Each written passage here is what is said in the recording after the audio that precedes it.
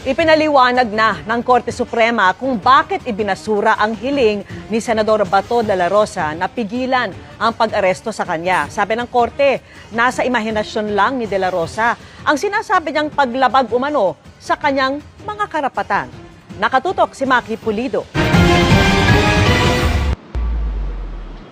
Hindi nagpaligoy-ligoy ang Korte Suprema sa pagdetalye ng mga dahilan kung bakit ibinasura ang hinihinging temporary restraining order at status quo anti-order ni Senator Bato de la Rosa laban sa pag-aresto sa kanya sa bisa ng arrest warrant mula sa International Criminal Court.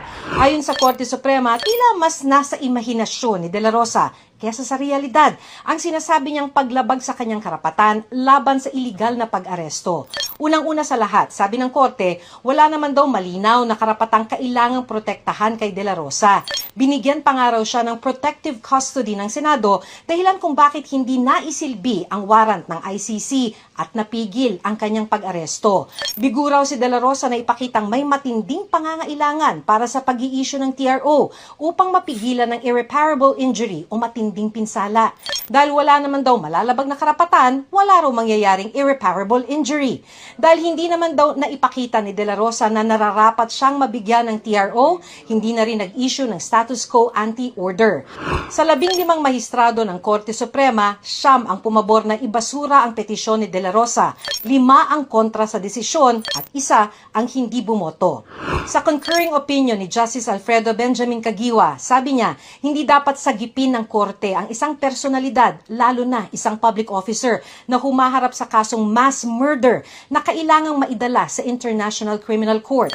Hindi raw dapat magresulta ang mga aksyon ng Korte para protektahan ang mga nasa kapangyarihan at hindi raw dapat hayaan ang impunity o kawalan ng pananagutan dahil Korte Suprema ang huling tanggulan para sa proteksyon ng walang kapangyarihan.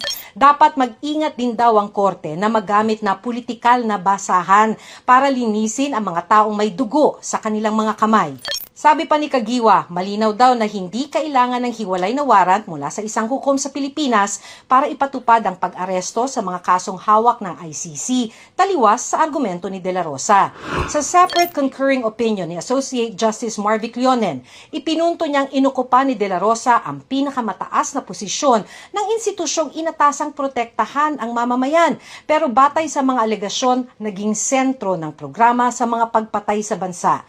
Hindi rin daw maaaring hinging suspindihin ang operasyon ng batas sa ngalan ng patas na pagtrato nang hindi isinasang-alang-alang ang anyay voiceless dead. May mga judicial remedies naman daw sakaling maaresto si